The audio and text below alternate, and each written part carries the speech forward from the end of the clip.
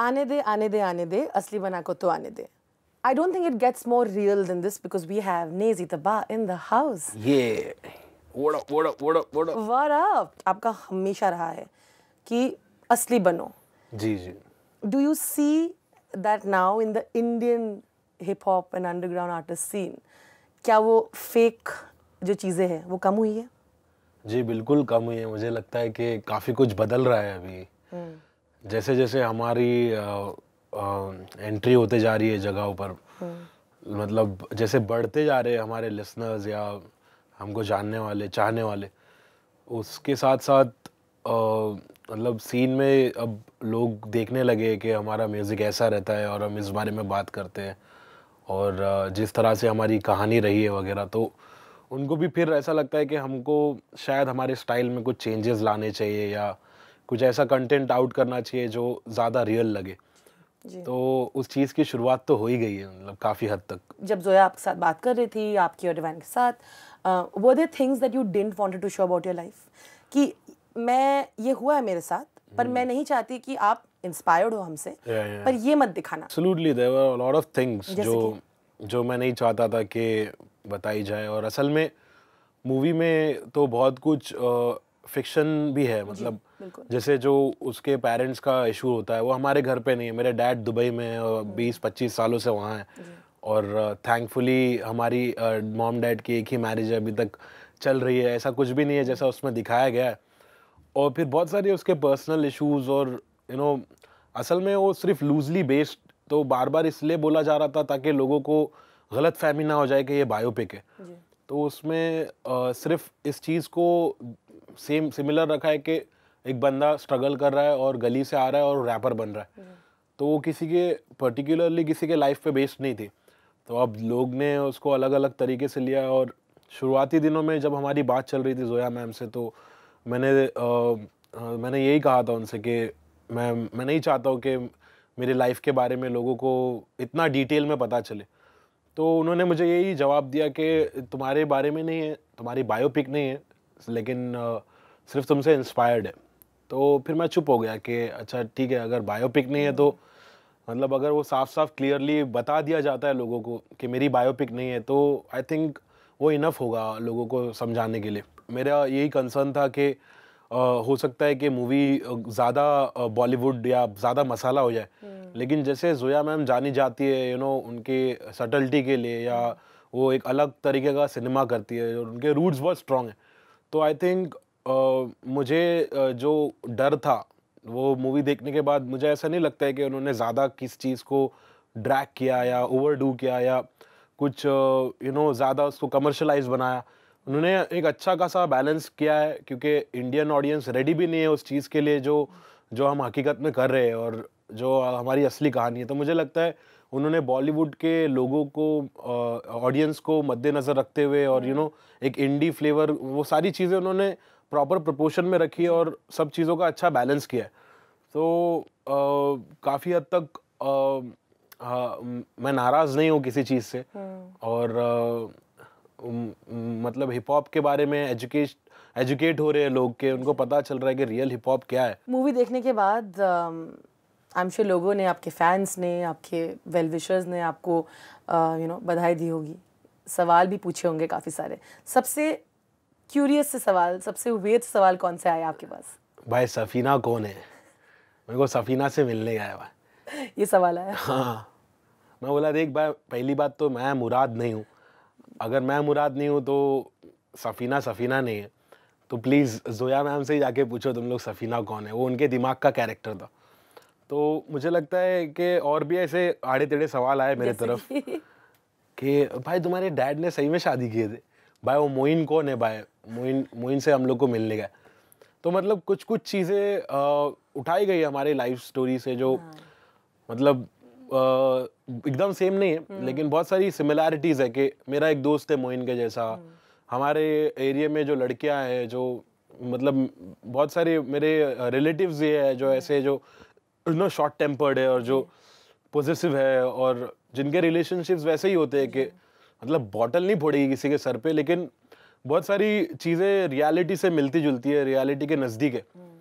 तो मुझे लगता है बहुत सारे लोगों ने मुझे सवाल किया जिनका जवाब देना बहुत डिफ़िकल्ट हुआ था मेरे लिए, और अब सबको समझाना थोड़ा मुश्किल है। जैसे जो इंडस्ट्री से नज़दीक है या जो मीडिया फॉलो करता है, जो जिनको पता है कि क्या होता है ये सब, उनको मालूम पड़ जाता है कि फ़िक्शनल स्टोरी नहीं थी, बायोपिक नहीं थी, फ़िक्शनल स्टोरी थी। जी।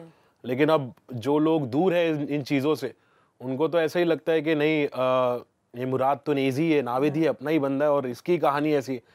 किसी ने तो मार्केट में मेरी मॉम को पकड़ के पूछा, अरे आपा, बोले तुम्हारे घर पे तो ऐसा कुछ था नहीं, ये क्या बता रहे हैं इन लोग मूवी में। तो मेरी मॉम गुस्सा हो गई, नाराज़ हो गई, मेरे घर पे आके मुझे बोलने लगी, देख तेरे वजह से लोग ऐसे ऐसे सवाल कर रहे हैं। तो मैं बोला ये सब तो होने ही वाला है, और अब सबको अपने अपने तरीके से हैंडल करना है। मुझे लगता है ये चीज़ को लेके मैं काफ़ी पहले डरा हुआ था कि मेरा नाम जुड़ जाने की वजह से एक गलत स्टोरी पोर्ट्रे हो जाएगी सबके सामने, कि ऐसा चले जाएगा कि ये इसके बारे में है। हाँ, आपकी ही लाइफ है ये। हाँ, लेकिन आई थिंक वो चीज़ समझ गए लोग काफ़ी हद तक। जो मेरे दोस्त है मोहल्ले के, काफ़ी लोगों को पता चल गया है कि फिक्शन है, ये असल स्टोरी कुछ अलग है। क्योंकि बॉम्बे 70 और डॉक्यूमेंट्री और बहुत सारी जगह मेरी असली स्टोरी भी लोग वाकिफ़ है उससे। तो आई थिंक उनको पता उन लोग इजीली मेक आउट कर सकते हैं कि ये फिक्शन है। मुझे याद है कि आपने कहा था कि आपकी रिलेशनशिप आपकी मदर के साथ, आप जैसे इवॉल्व हुए वो रिलेशनशिप भी इवॉल्व हुआ है, कि उनके लिए समझना मुश्किल था कि आप क्या करते हो। अभी रिश्ता कैसा है? अभी जैसे बोलते हैं कि वक्त के साथ साथ चीज़ें दुरुस्त होते जाती है, तो अभी वैसे ही है कि चीज़ें समझने लगे हैं कि मेरा काम किस तरीके का है, और मैं जो लेट आता जाता हूँ उसके उसके पीछे वजह क्या है। और मतलब असल में ये प्रोफेशन इतना नया है हमारे मोहल्ले में या हमारे ख़ानदान में, जी। कि कोई भी बंदा आर्टिस्ट नहीं था, कि कोई भी बंदा रैप नहीं किया किसी ने। सब कुछ ना कुछ नॉर्मल जॉब करे, जैसा मतलब नॉर्मली लाइफ बिताया सबने। तो उसमें से एक मैं ऐसा निकल गया हूँ, तो उनके लिए थोड़ा डिफ़िकल्ट हो रहा है उस चीज़ को एक्सेप्ट करना। और अभी भी थोड़ा बहुत जद्दोजहद है, मुझे समझाना पड़ता है। कभी घर देर से आया तो, या कभी मैं बैक टू बैक ट्रैवल कर रहा हूँ, तो मतलब बहुत बहुत सारे इश्यूज आते हैं मोहल्ले में। जैसे मैंने बताया, लोग पूछताछ करते हैं, मॉम को सवाल करते हैं कि, और कई लोग तो ये भी बोलते हैं कि तुमने अपने बेटे को ये सब फील्ड में डाला क्यों है। जैसे इंडस्ट्री का बहुत नाम ख़राब है, रैप हिप हॉप का नाम ख़राब है, कि लोग पता नहीं बहुत ड्रग्स करते हाँ, हैं लड़कियों के साथ। लड़कियों के साथ और ये सब। तो उन सारी चीज़ों को जब सोचा जाता है कि हमारा बेटा इन चीज़ों, मतलब इसी इंडस्ट्री का एक पार्ट बन रहा जी। है, तो इसलिए वो डर से जाते हैं। हालांकि उनको मैंने एक्सप्लेन किया कि इंडस्ट्री में अच्छे लोग भी है और बहुत सारी अच्छी चीज़ें भी हो रही है, और मुझ पर भरोसा रखे कि मैं आपको कभी मतलब हमेशा प्राउड फील करवाऊँगा। जो भी मैं करूँगा, मेरी हरकतें जो भी रहेगी वो, तो अभी वही चल रहा है कि उनको थोड़ा टाइम लग रहा है इस चीज़ को एक्सेप्ट करने में, और मुझे भी थोड़ा टाइम लग रहा है, और उम्मीद कर रहा हूँ कि वक्त के साथ साथ सब कुछ ठीक हो जाए। मूवी के बाद अगर एक कॉन्वर्सेशन किया था उनके साथ कि ये मेरे लाइफ से इंस्पायर होके बनाया है, तो एक प्राउड फीलिंग तो आया होगा उनको? जी बिल्कुल, बिल्कुल आया। असल में फैमिली में भी बहुत सारे लोग ऐसे जो बताना नहीं चाहते। बहुत सारे लोग हैं जो प्राउड है, लेकिन एक्सेप्ट नहीं करना चाहते। हाँ, कि रणवीर सिंह ने पोर्ट्रे किया है इस मूवी। लेकिन है मेरे अच्छे सपोर्टर्स भी है मेरे फैमिली में, जो दूर दूर रहने वाले। मेरे अंकल है जो यूएस में है, फिर मेरे डैड दुबई में, उनके मेरे आंटीज़ वगैरह उन लोग सब भी दुबई में। तो उन सब के कॉल्स, मैसेजेस, और पूरे इंडिया में फैमिली फैली हुई है, जैसे भोपाल, अमरावती, नागपुर, इधर उधर। तो हर जगह से एक सपोर्ट और एक प्राउड वाला एक मैसेज वैसेज ये सब लगातार आ रहा है। लेकिन उसके साथ साथ उसमें से कुछ लोग ऐसे भी है जो नहीं चाहते मैं करूँ ये चीज़। तो जैसे मेरे मॉम और डैड जो मेरे सबसे ज़्यादा क्लोज है, वो तो बिल्कुल बता नहीं पा रहे कि उनको कैसा लग रहा है मेरे लाइफ में ये सब हो रहा है, तो उसका उनके ऊपर क्या असर हो रहा है। वो बिल्कुल एक ऐसी स्टेट में चले जाते हैं जहाँ उनको समझ में नहीं आता है कि वो मुझे ऐसा बोले कि मैं बहुत प्राउड हूँ बेटा, तू जो कर रहा है उसके लिए, या तो बस अब बहुत हो गया, इतना आगे मत बढ़, रुक जा। आपको कभी नहीं लगा कि आप एक अच्छे टाइम पे हो और डिवाइन और आप बोथ एक साथ आ रहे थे, मुझे नहीं छोड़ना चाहिए, क्योंकि अगर मैं अभी छोड़ा तो शायद you know this can backfire on me. I think मेरा गायब होना और अंडरग्राउंड हो जाना 1 साल के लिए, उसने बहुत सारी चीज़ें मेरे लिए अच्छे वे में पलट दिए। जैसे बहुत सारे लोग क्यूरियस हो गए कि बंदा है किधर, तो वो क्यूरियोसिटी से नेजी मतलब एक अलग सेंसेशनल हो गया था कि गायब है अचानक से गली बॉय। और फिर मेरे लिए बहुत ज़रूरी था उस वक्त ब्रेक लेना। तो मैंने उस वक्त ये सब सोचा नहीं कि इससे मेरे करियर पे क्या इफ़ेक्ट तो पड़ेगा या जो भी, क्योंकि पर्सनल लाइफ भी देखनी पड़ती है। और मुझे ऐसा लगता है कि आगे चलकर हो सकता है वापस मेरे लाइफ में ऐसा कुछ हो जाए कि जिसके वजह से मुझे ब्रेक लेना पड़ जाए। तो मुझे लगता है कि उस साल मैंने काफ़ी कुछ सीखा, मुझे काफ़ी कुछ पता चला कि क्या करना है लाइफ में, आगे कैसा बढ़ना है। और मैं खुद श्योर नहीं था कि मैं वापस आऊँगा कभी या मतलब हमेशा के लिए छोड़ आऊँ इस चीज़ को। लेकिन वो प्यार और वो तड़प जो लोगों को हो गई है अभी, उस वजह से मुझे वापस आना पड़ रहा है। और मुझे खुद रहा नहीं जा रहा है बिना रैप के, बिना हिप हॉप के, बिना परफॉर्म करे या बिना लिरिक्स लिखे, या मतलब मेरा लाइफ का हिस्सा हो गया। और वो मतलब पूरी लाइफ ही है मेरी कि उसके अलावा मैं रह ही नहीं सकता हूँ। तो मुझे भी करना बहुत ज़रूरी है। तो जब मैं वापस आ रहा था तो मुझे रियलाइज़ हुआ कि साल भर नहीं रहने की वजह से लोगों के लिए मैं कितना ज़रूरी हूँ, और मेरी वैल्यू पता चली और लोगों की वैल्यू मुझे पता चली कि लोग मेरे लिए कितने ज़रूरी हैं।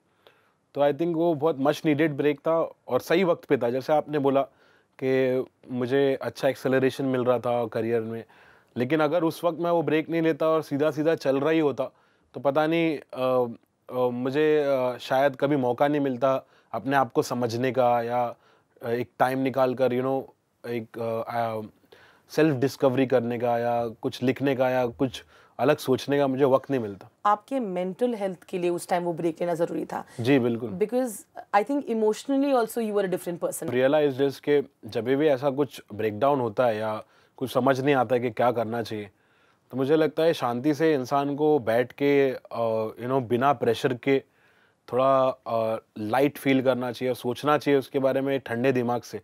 और मुझे जैसे पता चला है कि जैसे हमारा थॉट्स होता है वो बैक टू बैक एक चेन में आते जाता है। जी। तो जब थॉट्स आने लगते हैं तो सारे नेगेटिव थॉट्स को निकाल देना चाहिए इंसान को, कि अगर मुझे नेगेटिविटी आ रही है, या उन लोगों से दूर रहना चाहिए कि जो नेगेटिव पास करते हैं। कि बहुत सारे लोग ऐसे हैं जो चाहेंगे तुम आगे ना बढ़ो, या बहुत सारे लोग ऐसे हैं जो तुमको कुछ ऐसे कमेंट्स दे देंगे जिससे तुम्हारे दिमाग में सिर्फ नेगेटिविटी आए। तो मुझे लगता है ये इंसान को इतना अवेयर रहना चाहिए और इतना कॉन्शियस रहना चाहिए, उसे पता चले कि ये चीज़ मेरे लिए ठीक नहीं है, मेरे सेहत के लिए ठीक नहीं है, मानसिक सेहत के लिए। तो उस चीज़ से बचे रहना चाहिए और उससे फाइट करना आना चाहिए कि जैसा कि आपने किया। जी बिल्कुल। दैट हेल्प्ड यू राइट, आपके Yeah. मेंटल हेल्थ को, you became a new person. या आई थिंक मुझे आज भी मेरे लाइफ में बहुत सारी चीज़ें होती है ऐसी जो मुझे हिट करती है बहुत बुरी तरह। जैसे बहुत सारी चीज़ें हैं, जैसे मूवी को रिलेटेड या मेरे पर्सनल लाइफ को रिलेटेड कई चीज़ें, और दिन भर में होती जाती है चीज़ें कि मैं अगर कोई मीटिंग कर रहा हूँ करियर को रिलेटेड, मेरे घर से रिलेटेड, तो आई थिंक वो सारी चीज़ें फटाफट, जैसे पहले हुआ करता था कि जब मैं नया था तो मैं एक ही चीज़ पकड़ लेता था कि अभी मेरे साथ ये हो गया तो मेरा दिन ख़राब जाता था, और फिर रात में भी उसके बारे में सोचता था। लेकिन अब ऐसा हो गया है कि मुझे पता चल गया है कि मेरे लिए इम्पोर्टेंट है ही नहीं, इसको लेके मैं सिर्फ खेलते रहूँगा, मेरा वक्त बर्बाद होगा और सिर्फ नेगेटिविटी आएगी।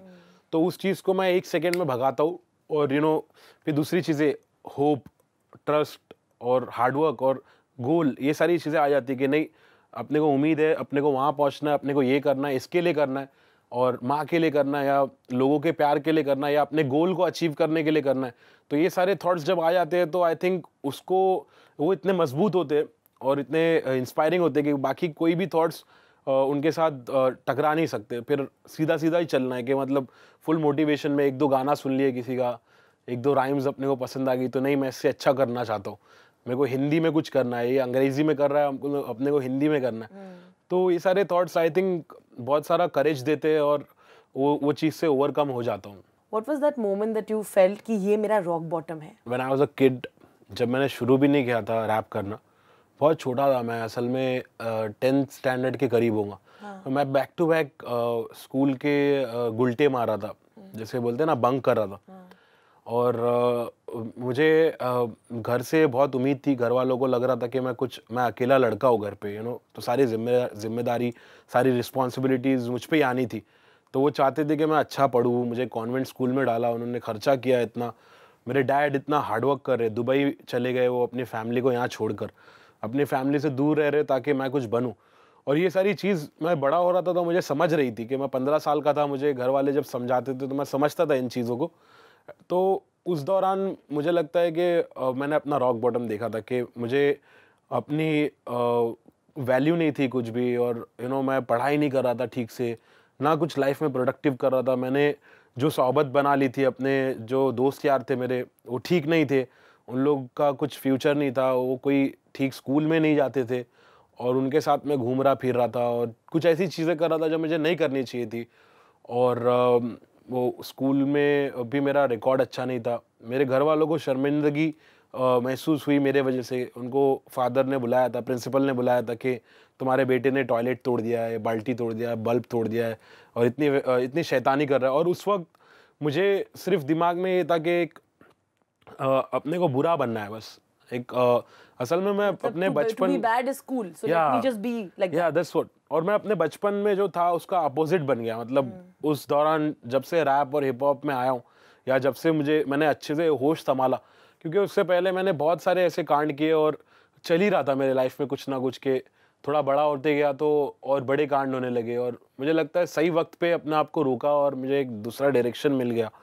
वरना तो पता नहीं, अगर उसी रास्ते पे जाता तो मुझे पता नहीं है कि मुझे पता है कि क्या हो रहा है और नहीं बोल सकता हूँ कि क्या हुआ होता मेरे साथ। Obviously you said that you have a Moem in your life as well. ऐसा कोई बंदा, मुझे उस बंदे के बारे में जानना है। बहुत सारे लोग हैं जो, मतलब एक स्पेसिफिकली मोइन नहीं है, मोइन के जैसे कई लोग थे मेरे ज़िंदगी में जिनका बहुत एक अच्छा पॉजिटिव भी सपोर्ट रहा है। और उसके साथ साथ बहुत सारी चीज़ें ऐसी भी है जो मुझे इफ़ेक्ट कर रही थी। लेकिन वही है कि अब अगर तुम ऐसे माहौल में रह रहे हो तो तुमको हर तरह के लोगों से डील करना पड़ता है। तो मुझे लगता है कि गली में बहुत सारे ऐसे लोग हैं जो कैसे भी हो, कितने भी बुरे हो, लेकिन उनके पास एक दिल होता है, पता है, वो बहुत मोहब्बती होते हैं और वो इमोशनल हो जाते हैं छोटी छोटी चीज़ों को लेकर। जुनून है। हाँ, एक पैशन होता है उनके अंदर, एक अजीब सा, मतलब जिसको मैं एक्सप्लेन भी नहीं कर सकता। जैसे मैंने मेरे गली में बहुत सारी चीज़ें बोला हो कि सोहबत बहुत ही मोहब्बत वाली है, या कभी भी गली से मदद देने को तैयार। तो ये जो मदद करने का, या मतलब ऐसा होता है कि उनको मदद करना है, अब कैसा करना है उनको पता नहीं है, लेकिन फिर भी वो चाहते हैं कि मैं इसकी मदद करूँ। भाई अपने एरिया का नाम कर रहा है, मैं कुछ भी करके इसकी मदद करूँ।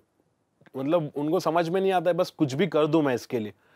तो आई थिंक उस चीज़ में भी बहुत सारे इश्यूज़ क्रिएट हो जाते हैं कि अब उनको कैसे एक्सप्लेन किया जाए कि मैं अभी प्रोफेशनल तरीके से चल रहा हूँ और तुम अगर कैसे भी मेरी मदद करने की कोशिश करोगे तो इधर मेरे लिए उल्टा पुल्टा हो सकता है। तो ऐसे उनको हेल्प करना है। हाँ, उनको हेल्प करना है, कुछ भी करके करना है। तो आई थिंक बहुत पागल है, जैसे बोला जाता है हमारी भाषा में हटीली। तो हटीली इलाके में सब हटीली पब्लिक है। People did try to create a rift between Divine and you. हम लोग जैसे दोनों भी गली से ही है, जैसे हम दोस्त होते हैं, जैसे मेरे गली के दूसरे दोस्त थे, तो जो एक अपनापन होता है वो हम आपस में जब बैठते हैं तो वो आ जाता है। और कहीं ना कहीं हम लोग ने साथ में म्यूज़िक बनाना शुरू किया और हम लोग का स्टाइल और हम लोग का वाइब, हम लोग का प्लेलिस्ट सिमिलर है कि जो जिन आर्टिस्ट को वो सुनता है उन आर्टिस्ट को मैं सुनता हूँ। तो काफ़ी कुछ मिलता जुलता है कि एक ही बैकग्राउंड, मतलब एक ही टाइप के बैकग्राउंड से आ रहे हैं। मतलब फ़र्क भी बहुत है दोनों में, लेकिन सिमिलैरिटीज़ भी बहुत है। तो मुझे लगता है हम लोग अच्छे दोस्त हैं और कई लोगों ने कोशिश की कि कि इन लोग के बीच में कुछ दरार आ जाए या They did? हाँ, मतलब बहुत सारे लोग, मुझे स्पेशली डिवाइन का मुझे पता नहीं, लेकिन मुझे तो कई लोगों ने बताया कि देख भाई ऐसा ऐसा है, देखो तू इसके बारे में सोचता है कि नहीं, क्यों नहीं सोचता है। तो मैं बोलता हूँ कि यार तुम लोग अपना काम करो भाई, मेरे को जो करना है वो करना है। Mind your own business. हाँ, जैसे मैंने आफत में ही बोला है, दूर रख मशवरे मुझसे जो करना है वो करना है। जो आफत वाला जो वीडियो कानेजी था, उसका राइटिंग प्रोसेस और आज की नेजी का राइटिंग प्रोसेस में अंतर आई क्या है? थिंक आफत वाला जो नेजी था उसका राइटिंग प्रोसेस बहुत बिंदास था कि उस वक्त मुझे किसी चीज़ के बारे में सोचने की ज़रूरत नहीं थी। मुझे तो ये भी नहीं पता था कि मुझे सुनता कौन है या मैं किसको सुनाने वाला हूँ ये गाना। डर नहीं था, मतलब फियरलेस। हाँ, फियरलेस, बिल्कुल बिंदास था। जो मन में आ रहा था, जैसा मुझे अपने आप को एक्सप्रेस करना था वैसा किया था मैंने। और इस वजह से वो गाना इतना चला भी कि एक यंग लड़का आके इतना एग्रेसिवली सारी चीज़ें बिंदास बोल रहा है एक बीट पे, तो लोगों को पसंद आया वो। लेकिन अब ऐसा हो गया है कि सोचना पड़ता है कि अभी जनता इतनी हो गई है, सुनने वाले इतने बढ़ गए और सब लोगों का अटेंशन अपने तरफ है कि मीडिया वाले भी देख रहे हैं, मतलब सबको पता है कि हम लोग क्या कर रहे हैं और क्या नहीं कर रहे। तो मुझे लगता है कि अभी थोड़ा हम सोचते हैं लिरिक्स लिखने से पहले या रिलीज़ करने से पहले कोई भी चीज़ के ये बराबर पॉलिटिकली राइट है कि नहीं, करेक्ट है कि नहीं, या किन लोगों को पहुंचने वाला है। जैसे आफत में मैंने कुछ बोल दिया था जिसके ऊपर बहुत सारे लोग नाराज़ हो गए थे। तो मुझे लगता है उसके बाद से, जैसे मैंने शुरुआत में बोला आपको कि मैं चीज़ें अपनी गलतियों से सीख रहा हूँ और नई नई चीज़ें सीखने मिल रही है जैसे जैसे आगे बढ़ते जा रहे हैं हम। तो मुझे लगता है अभी हम थोड़े कॉन्शियस हो गए और कॉन्शियसली लिखते हैं और अवेयर रह के लिखते हैं कि क्या चीज़ हमें लिखना है। और एक लगाम तो नहीं कह सकते, लेकिन फिर भी थोड़ा सोच समझ के लिखते हैं। मैंने कोशिश की है कि मिक्स्ड ट्रैक्स बनाओ कि सब ट्रैक्स में मतलब वैसा एकदम संभल के नहीं लिखूँ कुछ। जैसे आफत एक बहुत ज़्यादा फ्री स्टाइल किया हुआ चीज़ है जो फ्री फ्लोइंग है। जैसे एक प्री रिटन होता है, एक फ्री स्टाइल होता है। तो आफत के वक्त तो मुझे इतना गुस्सा आया हुआ था कि मुझे अपने आप को एक्सप्रेस करना था किसी भी तरह से। तो मैंने बस एक बीट उठाई और थोड़ा अनप्रोफेशनल तरीके से उसको बनाया था कि उसमें फ्री स्टाइल किया था, सिर्फ राइम स्पिट करते गया था जो भी मेरे अंदर से निकल रहा था, और वही मैंने अपलोड भी कर दिया, यानी बिना उसको कुछ करे। तो अभी ऐसा होता है कि एक बीट आती है, फिर उसका प्रोडक्शन होता है, फिर उस पर मैं सोचता हूँ कि टॉपिक क्या होने वाला है, और फिर उस टॉपिक के एक ब्रैकेट बनाए जाते हैं कि यहाँ से यहाँ तक यही कंटेंट रहेगा इसमें। फिर फर्स्ट वर्स में क्या होगा, कंक्लूड कैसे करेंगे, फिर उसको खोला जाता है। उसमें बहुत टेक्निकलिटीज़ आ गई है और बहुत सारी चीज़ें अभी बदल गई। और पहले बहुत फ्री स्टाइल था, तो आई थिंक वो ज़्यादा रॉ और ऑथेंटिक था। हालांकि अभी भी वो फील है, लेकिन थोड़ा संभल के, थोड़ा सिस्टमैटिक हो गया। सिस्टमैटिक हो गया वही। तो मतलब आफत वापस जो आपका नेक्स्ट सिंगल आने वाला है, राइट, जल्द ही आप उसे रिलीज करने वाले हो जी, तो उसमें तबाही मचेगी कि नहीं? बिल्कुल ऐसा हो सकता है कि तबाही, हमारा गाना है और तबाही ना मचे। It's like a comeback track. हाँ, it's like I am also very scared of my fans, क्योंकि उन लोग बहुत गुस्सा है मुझ पे कि क्यों गायब था। एक हक से बात करते हैं ना आपको इससे। हाँ, क्यों गया? हाँ भाई, किधर हो तुम? क्या भाई, तुम किधर गायब हो गए भाई, वापस आओ। अपना तो ऐसा है कि नेजी आफत मतलब इंसान भूलेगा नहीं, उसको याद रखेगा। कभी भी कहीं से भी आके मैंने ट्रैक डाल दिया तो सुनना ही है लोगों को। और असल में ऐसा भी हुआ है कि ओवर द इयर्स जब से मैं शुरू किया और रैप करना, मेरे लिए ज़्यादा डिफिकल्ट होता है कि मैं स्टूडियो तक पहुंचूं और वो गाना बना के रिलीज़ करूं। ये फैन समझते नहीं है, उनको ऐसा लगता है कि मेरी लाइफ बहुत ईजी है और कुछ भी रैप करो यहाँ। हाँ, मैं रैप करते जाऊंगा, लेकिन वो पॉसिबल ही नहीं है। इतनी डिफ़िकल्टीज़ के थ्रू मैं गुजरा हूँ, मतलब पिछले 4-5 सालों में, कि मेरे उतना म्यूज़िक बाहर आया ही नहीं है। मतलब 2-4 गाने आए ज़्यादा से ज़्यादा, मतलब अच्छे गाने, और बाकी ओवरऑल 10 गाने आए होंगे। और जहाँ डिवाइन और दूसरे आर्टिस्ट मतलब वो कंटिन्यूसली कंसिस्टेंट है अपना म्यूज़िक को लेकर, तो वो एक फ़र्क पड़ जाता है उससे। तो अभी मैं कोशिश ये कर रहा हूँ कि आफत वापस के साथ कम बैक करूँ और फैंस को बताऊँ कि मैं किधर था और क्या चल रहा है मेरे लाइफ में, और अभी मैं वापस आ गया हूँ। तो मतलब बच के रहना मुझसे, ये वो ऐसा उनका जो क्रेविंग है एक नेजी के लिए वो भर पाऊँ और वो उनकी उम्मीदों पर खरा उतर पाऊँ। तो मैंने प्लान बहुत किया है अभी ये साल, मुझे कैसे भी करके करना है चीज़ें, घर वालों से लड़ के या अपने मैं अभी उसी प्रोसेस में चल रहा हूँ। ये भी एक जद्दोजहद है जिसके लिए मुझे मतलब लड़ना पड़ रहा है कि लोगों से, भले ही वो लेबल हो, मैनेजमेंट टीम हो या जो भी हो, कि ज़्यादा से ज़्यादा म्यूज़िक मेरा इस साल बाहर निकले, बजाय रुकने के कोई ब्रांड आके हमको एंडोर्स करेगा या कुछ ऐसा। मतलब इंडिपेंडेंटली बहुत सारा म्यूज़िक मुझे बाहर निकालना है जो मैंने रोक के रखा है। तो आई थिंक ये साल काफ़ी सारा म्यूज़िक आने वाला है। So sometimes do you have to really think about giving yourself or signing with a label completely and giving them your songs and sort of losing your that ownership that you have? एक artist के लिए वो क्यों जाता है label के पास, क्योंकि उसको एक सिक्योर्ड फीलिंग मिलता है कि चलो मेरा गाना मेरे पास राइट्स नहीं है लेकिन किसी लेबल के पास है जिसका मुझे रेवेन्यू आ रहा है और जो एक नाम अच्छा कर रहा है कि नहीं अच्छी जगह से रिलीज़ हुआ, तो वो एक जो टैग लग जाता है ना कि लेबल रिलीज़ कर रहा है, तो आई थिंक मुझे कभी ऐसी ज़रूरत नहीं पड़ी कि कोई वैलिडेट करे मेरे कंटेंट को कि लेबल के थ्रू। और मुझे लगता है कि मेरा म्यूज़िक भी काफ़ी अलग रहा है कि जो ज़्यादा इतना कमर्शियल नहीं है कि लेबल नहीं उठाता है मेरा गाना, भाई हक है, या ऐसा कोई गाना मैं दूंगा उसको ले जाके तो वो बोलेगा नहीं भाई ये सब बिकता नहीं है। तो अगर सच्चाई के बारे में बोल रहा है या तू बात कर रहा है पॉलिटिक्स के या सिस्टम के करप्शन के बारे में बात कर रहा है, तो वो मैं अपने लेबल से नहीं डाल सकता और मैं उस चीज़ को बेच भी नहीं सकता हूँ, मुझे खुद अच्छा नहीं लगेगा। लेकिन एट द सेम टाइम वक्त आने पर इंसान को देखना पड़ता है ये सब चीज़ें कि जहाँ से उसको सिक्योर्ड फीलिंग आ रही है कि नहीं अच्छे से अपना रिलीज़ एक प्रॉपर तरीके से हो रहा है, लेबल के थ्रू हो रहा है, तो थोड़ा बहुत हमको कॉम्प्रोमाइज़ करना पड़ता है। लेकिन मैं तो हमेशा से यही कोशिश रखा कि मेरा म्यूज़िक इंडिपेंडेंट रहे, जहाँ मुझे क्रिएटिव फ्रीडम मिले। और अल्हम्दुलिल्लाह अभी डिजिटल इतना स्ट्रांग हो गया है कि लेबल के ऊपर हम डिपेंडेंट नहीं है। Are you tempted sometimes to collaborate with Bollywood ताकि और मशहूर हो? I think it's been a while since I'm getting such deals where they are like showing me the lollipop के आजा बेटा आजा। लेकिन मैंने अपने आप को काफ़ी संभाला है इन चीज़ों से और मुझे लगता है कि मुझ पे मतलब एक सेल आउट का टैग लग जाना सूट नहीं करेगा कि जिस हिसाब से ओरिजिनल बाय हाँ जिस हिसाब से हमने काम किया है असल में वो सूट ही नहीं करता है, कि जचता ही नहीं है कि एक सेल आउट कहलाए कभी। लेकिन एट द सेम टाइम इस बात को समझना बहुत ज़रूरी है कि एक पॉइंट पर आके इंसान को बैलेंस करना पड़ता है कि मैं कुछ कमर्शियल काम कर रहा हूँ साथ ही साथ, ताकि वहाँ से मुझे रिकग्निशन मिले, एक नई जनता मिले या थोड़े बहुत पैसे बनाऊँ।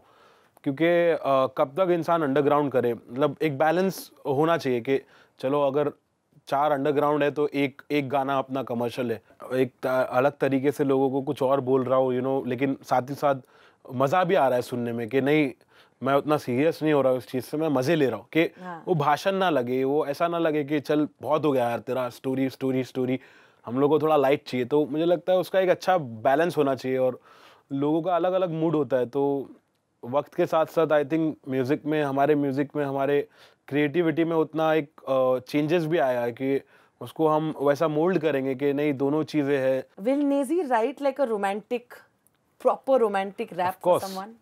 वो अपने स्टाइल में होगा, आई थिंक वो अलग तरीके से होगा, ऐसा नहीं होगा कि Is there anyone in their life that you are planning to write that for in the future? Absolutely, there are like there are वाह there are a lot of people that you can write it for. हाँ मतलब मेरी दादी है, मेरी माँ है। Romantic rap है ना, बहुत गलत लग रहा है। नहीं तो मतलब मैं जैसे आपने बोला कि एक प्यार होता है, एक लव रोमांस होता है, एक औरतों के बारे में जैसे उल्टा हो रहा है, यहाँ पर ऑब्जेक्टिफिकेशन हो रहा है और अलग अलग चीज़ें हो रही है और ऐसे इतना मतलब अलग तरीके का लिरिक्स चल रहा है। और अगर मुझे मौका मिले तो मैं उसको पलट दूं, यानी मैं दूसरी जिसके बारे में लोग बात नहीं करते उस पर्सपेक्टिव से बात करूं। Fantastic, like can I see like a feminist rap from you? I am going to totally rap. जी बिल्कुल, जी बिल्कुल। We have a feminist in the house.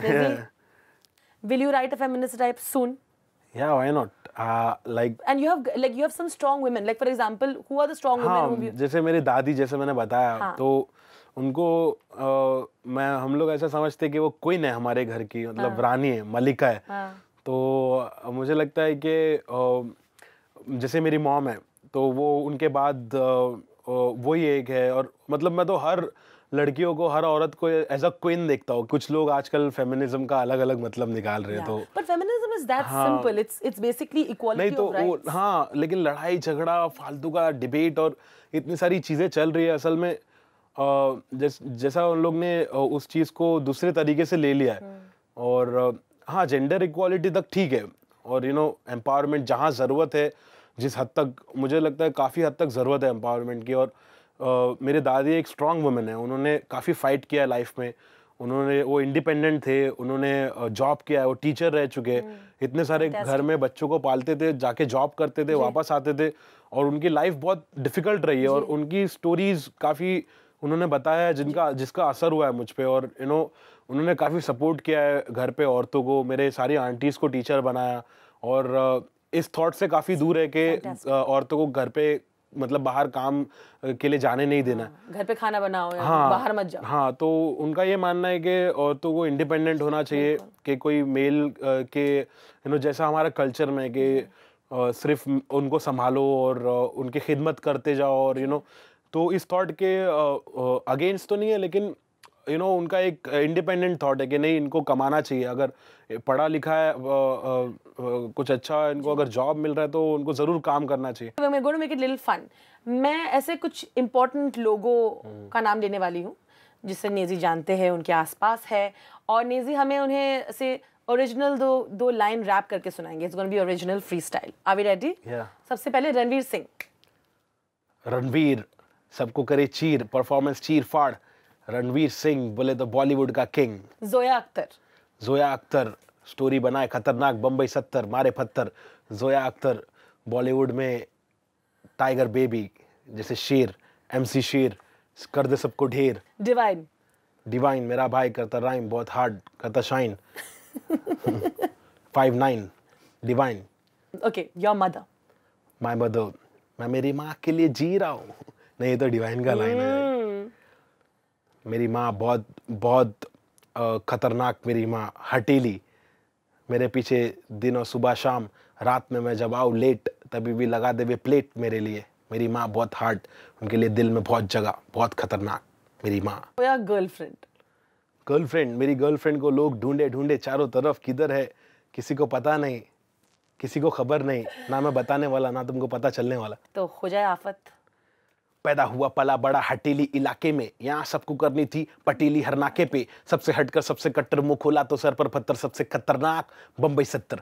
लोग यहाँ के अलग अलग शौक पाले, कोई लाले क्रिकेट में कुछ शॉट मारे, कोई साले फोकट में ही नोट कमा ले, कोई काले धंधे वाले, कोई पाले धंधे काले, कोई जीना दान पे जिए, कोई सीना तान के जिए, कोई पहचान से जिए, कोई जीना शान से जिए, कोई सच को जान के भी झूठी बातें मान के जिए, लेकिन ऐसे बंदे चुनिंदा है जो जिंदा है अपने आत्मसम्मान के लिए। थैंक यू वंस अगेन, मुझे बहुत मजा आया जी। कोई भी रूमर्स पे यकीन मत करो, और सब कुछ भी स्टोरी पे विश्वास मत करो भाई। तुम्हारा भाई बहुत हार्ड है, और अपन मचाने वाले क्या, एक नंबर। पीस।